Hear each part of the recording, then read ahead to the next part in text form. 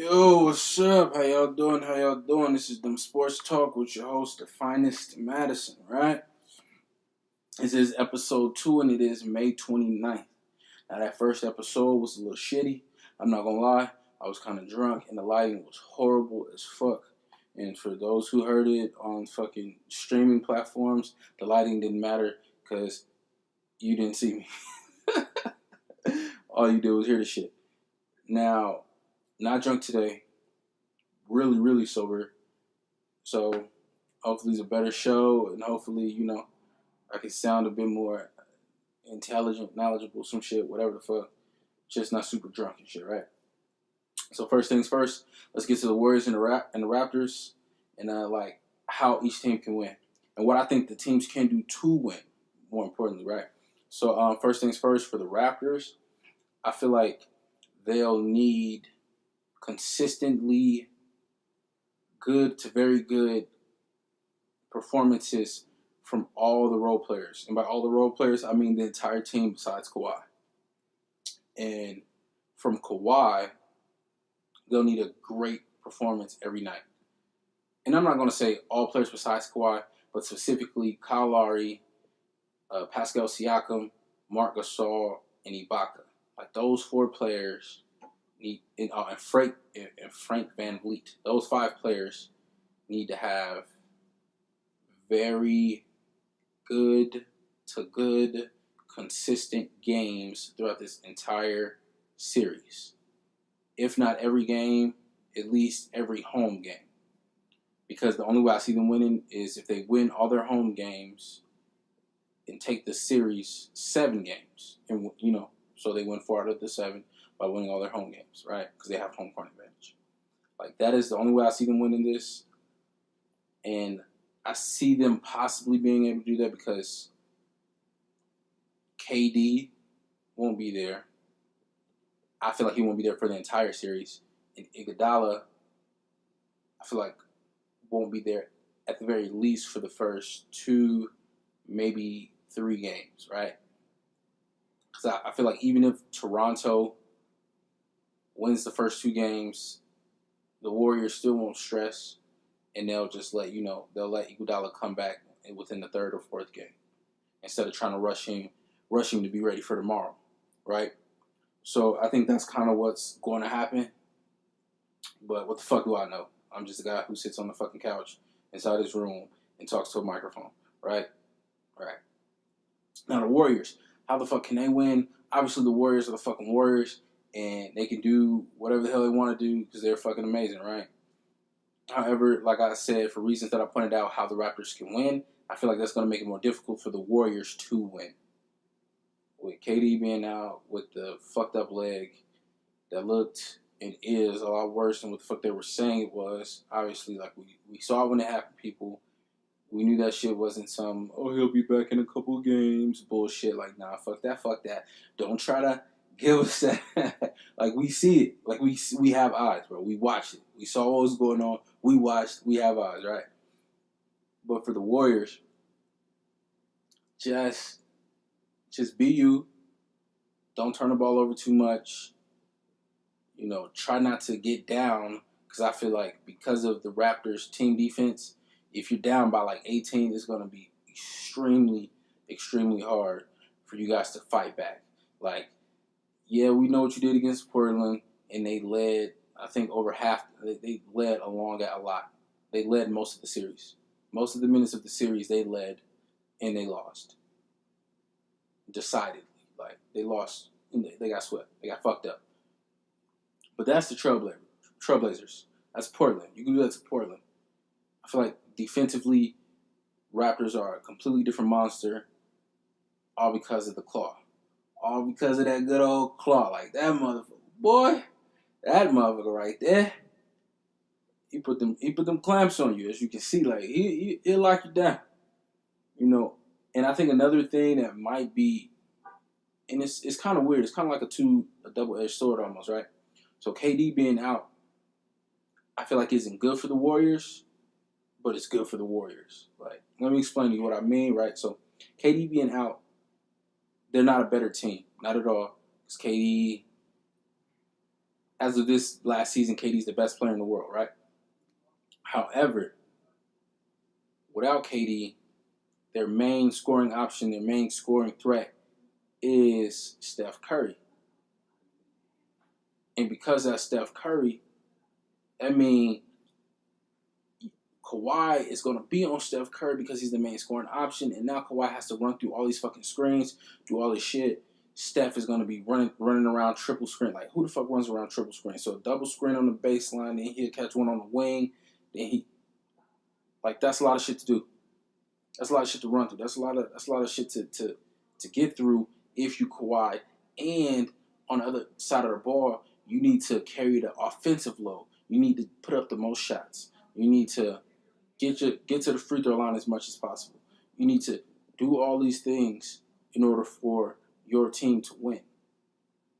So the fact that KD's out kind of helps the Warriors, and it kind of hurts the Warriors. I don't know. That's some wild shit, right? Anywho, another question I was thinking about, something I was asking myself earlier, right? Who's the better two-way player, Kawhi or Klay? Because now we have these two great two-way players, if you will, who are matched up. Not necessarily matched up, but yeah, let's just say matched up. And I was thinking about this for a while, and what I came up with is Kawhi. Kawhi is the better two-way player of the two. And I think that because even though Klay is a top 5, maybe top 7 shooter of all time, Kawhi just has better defense, better on-ball defense, right? With those big glove mittens of hands, like, it's nuts. Kawhi is a better two-way player, in my opinion, purely based on the defense. And this is what I mean, right? So Klay being an amazing shooter is great and all. But I don't care who you are, you will have an off night when it comes to shooting. You just will, right? And that's just how it works. Like, you're just going to have an off night.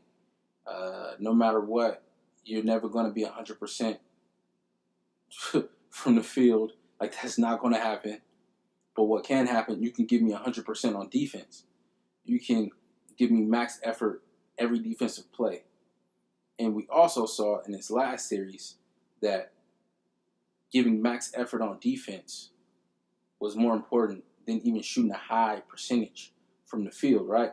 So in the Toronto-Milwaukee series, when Kawhi was just a volume shooter shooting about 40% from the field, it didn't matter that he was shooting 40% from the field because his defense had Giannis only shooting 30% from the field, right?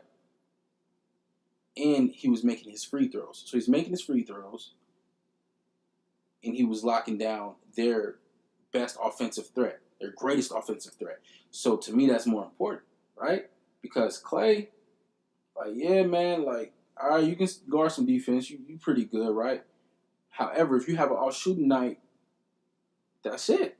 And your defense is good, but is it good enough to stop Giannis cold in his tracks? Hell fucking no. Hell no, it's not, bro. It's not. I'm sorry, Klay. I'm sorry. It's not. Not at all. So, wins Kawhi, best two-way player in the game. That's it. That's all, right? When I got some more shit, right? So, I also feel like at the end of this season, now that the Raptors have made it to the finals, Kawhi is going to stay in Toronto, right? And this is why. What was the biggest thing, or the biggest reason that everyone said Kawhi fit in with the Spurs and San Antonio as a city specifically? The San Antonio's quiet, not a big media market, and also, you know, he didn't necessarily have to be the face of the franchise too early, right? Those are the reasons why Kawhi fit in San Antonio. Well, not Kawhi is in Toronto. Not the biggest media market, right? Pretty quiet. It's in Canada, right? Where I'm pretty sure in Canada, basketball is not the biggest sport. I'll give that to hockey. So the media isn't too crazy in Canada and Toronto. And yeah, you're the face of the franchise and you're leading the franchise to these big wins, but because their love for you and how much you're doing for them, they will not put you in an uncomfortable situation. Almost like Russ in OKC, right? OKC will shy away from the crazy questions when it comes to Russ. If they feel that Russ is getting irritated, they'll like stop, you know? Also, when you got other names or other people who've been in a part of the organization for longer than you, they can kind of take some heat off you, right? And Drake's your fucking global ambassador, so all the attention is on him. Like, I swear, I'm watching those Raptors games, and if the camera then pans to Drake like every fucking 5 minutes, like crazy, right? That's what's the fucking attention on. So I believe with this trip to the finals, with Kawhi being able to stick it to San Antonio thus far, and I feel the camaraderie that he's built through this playoff run and how much his teammates have had his back, even with him missing the 22 games of the season. I feel like it's good shit, right? Because remember, like, the biggest reason that he left San Antonio was because his teammates didn't have his back. What the fuck was I watching? Undisputed on Fox, whatever the fuck. I was watching this show, and Snoop, he even detailed how he was talking to Kawhi, and that Kawhi's biggest problem was that his teammates didn't have his back. Like, come on, we've been through war together. We've done all this. I've sacrificed all this shit. And I brought y'all a championship. And y'all want to put me on the outs because I'm letting y'all know I'm injured? Like, the fuck? Come on, bro. It's not good. Like, and that's in life, right? So, like, if it's you and your mans and y'all supposed to be cool, tight-knit, whatever, and out of nowhere he just turns his back on you, you're not going to want to have anything else to do with him. And that's what happened down there in San Antonio. Now Kawhi like, about to be a Canadian boy. They can't tell me nothing, huh? Oh shit. Now as far as KD goes, I don't know. I'm still pretty torn about this, right? And I feel like the result of the finals will dictate probably if KD leaves or stays. I feel like if the Warriors lose in the finals, then KD will probably stay, because then it makes it seem that the Warriors need him more than everyone else thought, right? And conversely, if the fucking Raptors win the finals, I feel like Kawhi is definitely fucking staying. Like that'd be nuts. I feel like he's definitely staying if that should happen. Anyway, and then in that same breath, if the Warriors win the finals without KD, which is what I think will happen, and Steph gets the finals MVP, and he continues this historic stretch of fucking great basketball, KD has to get the fuck out of there. Like, KD, go. Leave. Like, get the fuck out of there, bro. Like, they don't need you, and I'm pretty sure they don't want you, and they want to do it without you. I'm pretty sure they want to go to the finals another 2-3 years straight after this, and and really cement themselves as a dynasty, and just be like, yo, yeah, we did it a few times without him, we did it a few times with him, and then we did it a few more times without him again, like, because we the Golden State Warriors. Like, that's what we doing. That's what I want to see. All right, now, last thing I want to get to in the NBA, the Wizards want Lonzo. The Wizards want Lonzo, and they giving up Bradley. They want to give up Bradley Beal for it, which I don't think is too bad. Like, it seems like if I'm the Lakers, I don't want to say I'm jumping after it, but I'm getting after that, right? Because Lonzo, for all his worth, since he's been in the league, like, the three-point shot has been ass. He's a gifted passer, and he has a nose for the basketball coming off that fucking rim. Like, his rebounding ability is great. I mean, 6'7" ish, great ball handling skills, great passing, great vision, great sight. Just great, great, great, great, great. Offense, very lackluster, right? But what the Lakers need are players who have the ability to shoot the three. Bradley Beal, knockdown spot up shooter, knockdown catch and shoot, and he'll drive to the basket and he makes his free throws. Lonzo is fucking horrible from the fucking free throw line. Bro, work on that. Like, please. Like, why the fuck are you only shooting like 60% from the free throw line? Like, what is wrong with you, bro? Who told you it's okay to do that? Like, yo, fix that shit. Like, like that's trash. That's really horrible, right? But Bradley Beal, I feel like that'd be a great fit, and they need to do more shit like that to try to utilize LeBron while he still is playing at a high level, playing at a top 5 best player in the world level. I don't know, maybe next season he'll be top 2 and not 2. I don't know. But he's been playing great, right? Outside of the injury this last season, he's been playing great. Because I still think he had a pretty good season. He had them as the 4th seed before he got injured. And I wholeheartedly believe if he wouldn't have gotten injured, they would have been in the playoffs. However, that injury might help him in the long run because now he has his first full summer off in like fucking, I don't know, like 13 years or some shit, or 10 years. I don't fucking know, but it's been a while. So, good for the Lakers, good for LeBron, good for Lonzo. Maybe him going to DC will be a good change of pace for him and a nice new fresh start, right? Now, on to some hockey. Let's get into some hockey real quick, right? Now, tonight was the second game of the Stanley Cup Finals. St. Louis versus the Boston Bruins. Yeah, if I can fucking talk. St. Louis versus Boston, right? The Blues versus the Bruins. BVB. Whatever the fuck. Anyway, St. Louis won game 2, 3-2 in overtime, right? And in my opinion, they should have won that game far out of overtime, like before overtime, and probably just won outright.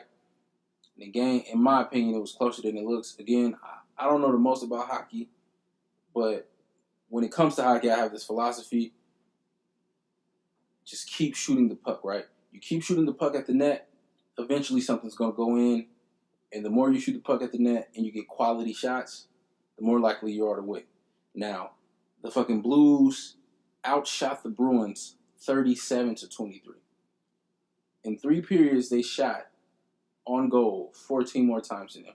Now, how many shots they threw towards the goal in general, I'm not too sure, but 37 shots were on goal, meaning that the fucking either the crossbar or the goalie or one of the other players stopped the shot from going in the net, right?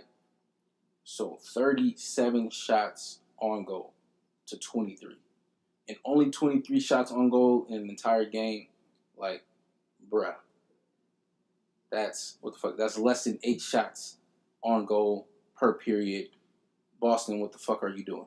Usually at home, at least in these playoffs, you guys have been a high-scoring machine, high-octane, fucking crazy.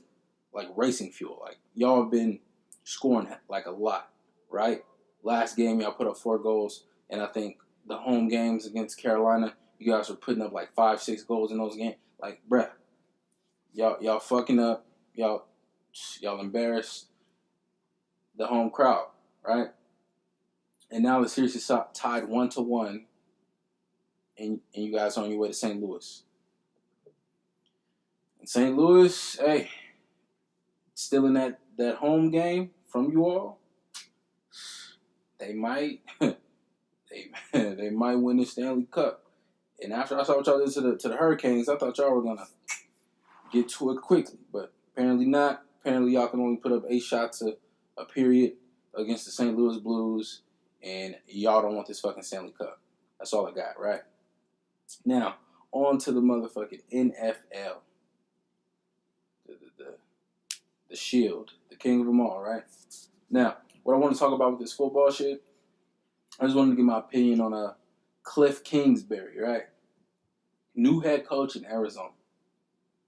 And, it's kind of weird, right? Because it's like, so you hear all these people talking about expectations or whatever and lack thereof. And me personally, they're saying how he has a lot of these expectations or whatever.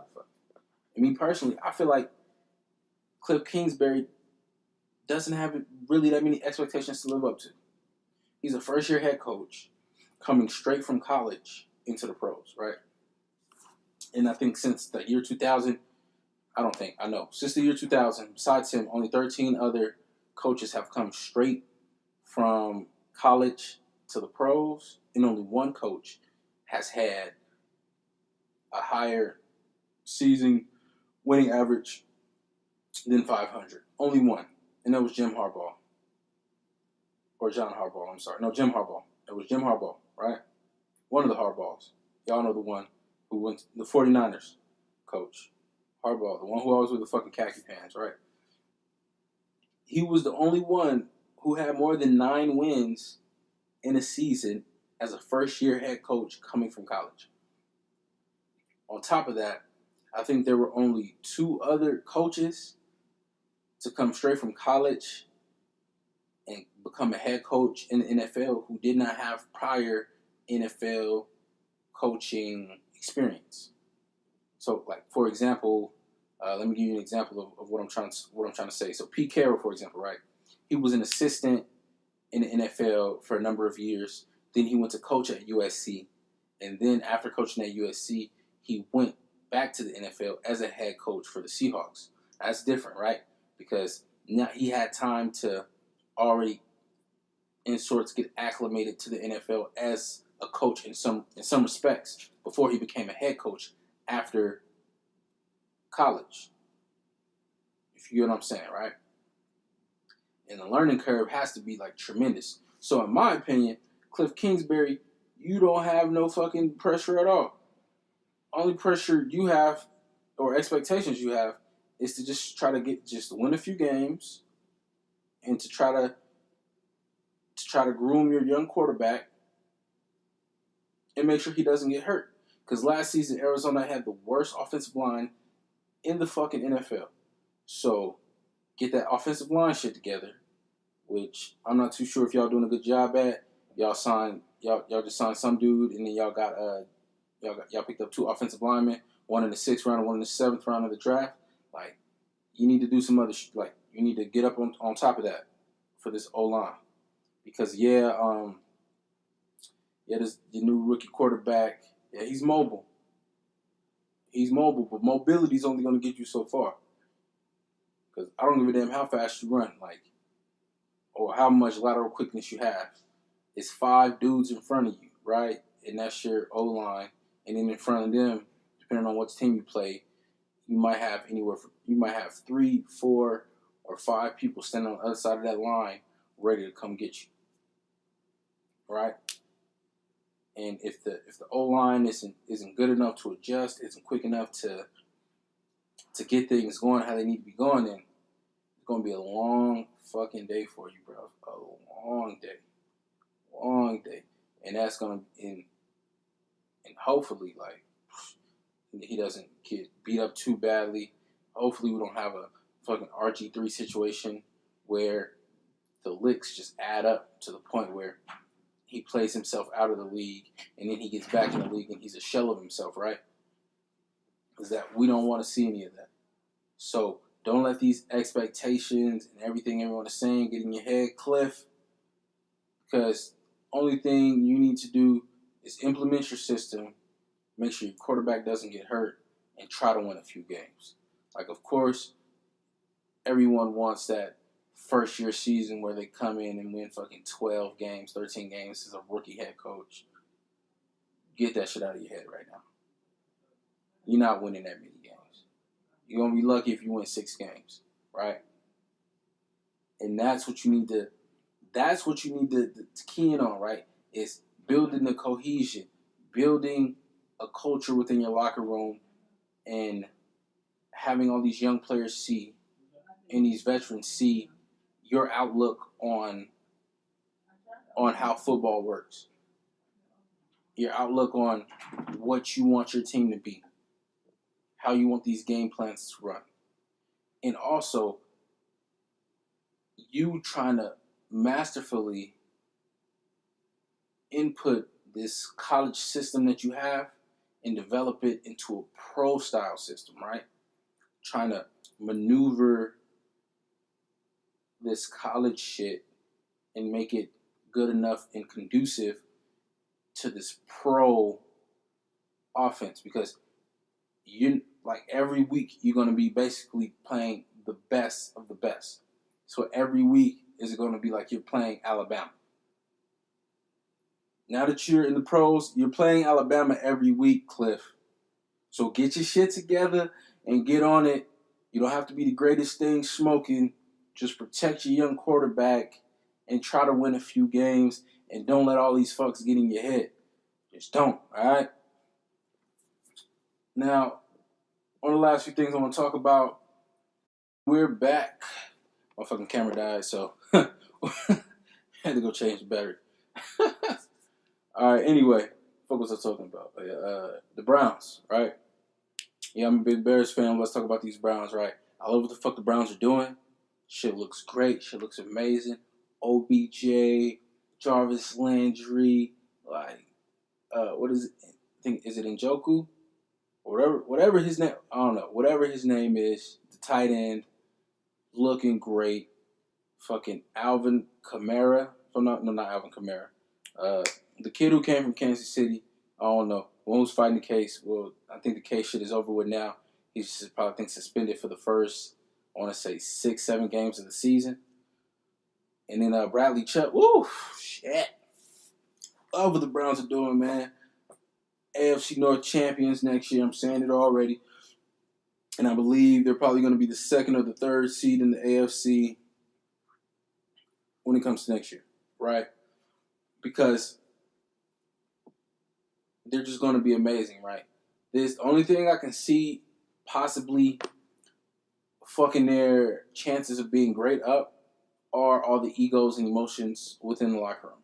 However, I feel like because there's that relationship between Landry and OBJ already, that those emotions and egos won't overflow too much. They've played together before, of course not at this level, of course not with them both making this amount of money.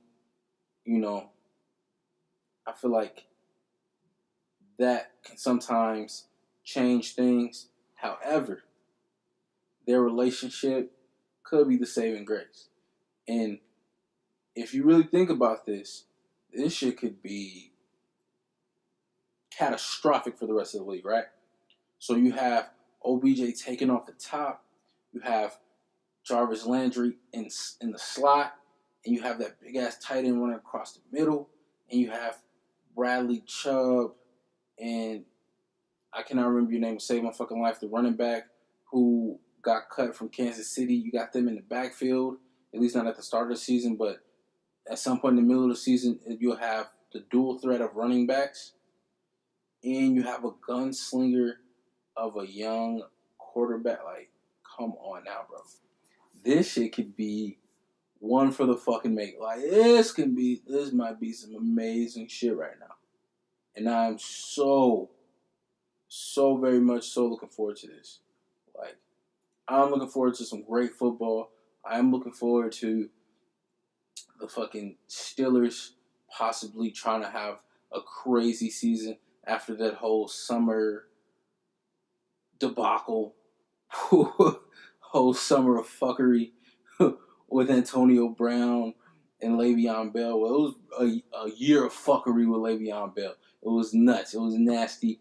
Le'Veon Bell didn't really, he wasn't really saying too much nastiness. It was dudes in the locker room turning their back on him with the ease and the swiftness. But hey, that's neither here nor there now. Le'Veon Bell is with the Jets, and he doesn't give two fucks. He got his money, and he's out of here, right? But the real thing is Antonio Brown with the Oakland Raiders, and now the Steelers trying to have Juju Smith-Schuster as the number one guy. And I'm actually looking forward to see how Juju handles this newfound attention as the number one guy. Because that's what it means to be the number one guy. You draw all this attention. The same way how I was just talking about OBJ opening up and blowing the top off defenses as him being the number one option, right? Because you play OBJ, you have to put 2 on OBJ, right? And depending on the kind of defense you run, whether it's a 3-4, 4-3, whatever, if you can have, and if you bring a linebacker to rush the edge, you can have anywhere from 3 to 5 men on the line. And if you double in OBJ every time, you can possibly have 7 men out of your 11 occupied off the rip just from regular ass defense, right? And putting somebody over the top on OBJ. So from regular ass defense, putting somebody over the top on OBJ is a possibility you can occupy 7 men just for that. That's nuts, right? So now Juju, now that I got sidetracked a little bit, now Juju, will you be able to handle that cornerback on you with the safety over the top every play? Will you be able to handle when you guys audible out of a fucking I'm gonna call it a strength package, when you got an extra tight end and 2 tailbacks and you the lone wide receiver, and they put a cornerback directly on top of you, probably got a linebacker laying in the middle and still got a free safety out there. Are you going to be able to maneuver through all that? Like, these are the questions that need to be answered for my man's Juju, and I can't wait to see it. Damn, can't wait for football to come back. It's going to be great. Now, however, I'm not too impatient for football to come back because it is baseball season and it is the NBA Finals right now, and it's also the Stanley Cup Finals. And then over summer, I get good quality baseball. I do enjoy baseball, even watching it on TV. Yeah, it can be boring sometimes, but for me, I enjoy it. And don't let there be a pitcher's duel. I mean, like one of those classic, fucking, just a classic 10Ks, just nice. Like a 10 strikeout from each pitcher, and again, woo, that's a crazy ass game. That's a nutty ass game right there. Like, I like this shit. So, matter of fact, all year round is a great time of year for me because I love sports. I love it all. No matter wherever there's competition, I fucking love it. Right? Anyway, I keep getting sidetracked. But the main point that I was trying to drive home, the Browns are going to be great. Like I said, once again, I see them being like a 3rd seed in the playoffs next year. That's my 2 damn early predictions. I see them being a third seed in the playoffs, and I just see them all having a great time winning, right? And that's another thing. Hold on, I just thought about that shit. Let me bring up this point, right? So OBJ's attitude, whatever, and just the diva-ness nature of the wide receiver position. I feel like with the W's, with them winning, if they will be winning, that will help temper the lack of stats that will be got, because it's only one ball and that shit has to get passed around, right? So with that being said, OBJ hasn't been a part of consistently winning team, right? I think the Giants probably had a couple winning seasons with him, and that's it. But he hasn't been on the team that's been winning year in and year out, right? And the projections and the expectations of this ball club come next season, like, at least for me, I'm 2nd or 3rd seed in the AFC, right? So 2nd, 3rd seed in the AFC, that's at least 12, 13 wins. Somewhere in there. So that's a lot of winning. Remember, it's only 16 games in a season. That's 12, 13 games. That means you only taste defeat 3-4 times in the whole season. He just came from a team. I think all they had was like 7 wins last. Like, that's a big difference. So all that winning and the joy that winning brings, I feel like that will help mask some of the irritation with not getting 80 to 120 receiving yards every game. Like, shit, 80 to 100. I don't even know. Did he average that much receiving yards last season? I don't know. I'm not gonna look it up, but that's the point I'm making. The winning will help ease all that frustration, in my opinion. But is there anything else on this motherfucking docket for us to talk about? Or for me to talk to you all about? I'm just talking to this fucking mic. Cleared up the NBA, cleared up NHL, cleared up the NFL, MLB. Who wants to talk? Let me see some of that. Nothing really crazy going on in the MLB right now. Everybody's just winning these games. The shit with the Phillies, they're having a pretty good season. I think league wide, they're like 7th league wide in win percentage. But that's just because we have a bunch of teams who are doing really, really well, and we have a few teams who are doing horrible. So, yeah, I think they have like 33 wins this season already, and they don't even, I think maybe like 21 losses or something like that. So about, I think they're at about 600 percentage-wise on, wins to losses. So, hey, they're doing great. Bryce is doing his thing. Happy for you, Bryce.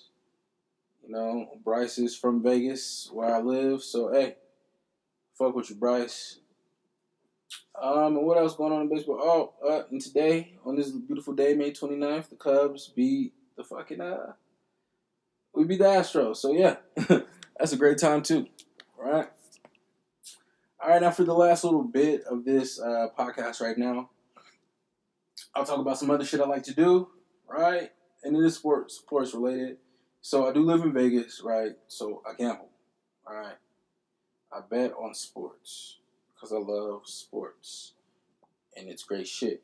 So I guess at the end of these podcasts, I'll just share some picks that I have or that I took today, or just give some quick picks for the next day. Because again, these podcasts are going to be on Monday, Wednesday, Friday, around 10 o'clock, 11 o'clock, midnight, some shit. They're going to get posted late at night because this is supposed to be, a late night sports talk podcast where the cussing just flies and you do and say whatever the fuck you want.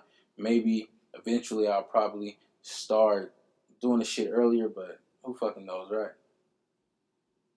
But anyway, about this sports betting, I'm pretty decent when it comes to baseball. I want to say I'm about 75% with my correct to incorrect situations, which is really fucking good. Let's say today, what did I take today? I took Tampa Bay Rays to win, and I took the fucking over in the Indians Red Sox game, which both went over. It was great shit.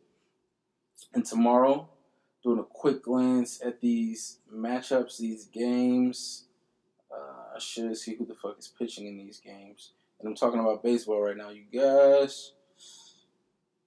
Shit, I don't know. I need to do more research. Anyway, but what game is on tomorrow is the fucking finals, right? First game of the finals, and they got Toronto favored by 1 point, which is basically a pick 'em, right? And they got the total set to, they should have that shit set to like 2 something. If my fucking phone will load this shit. But anyway, Toronto is favored by 1 point.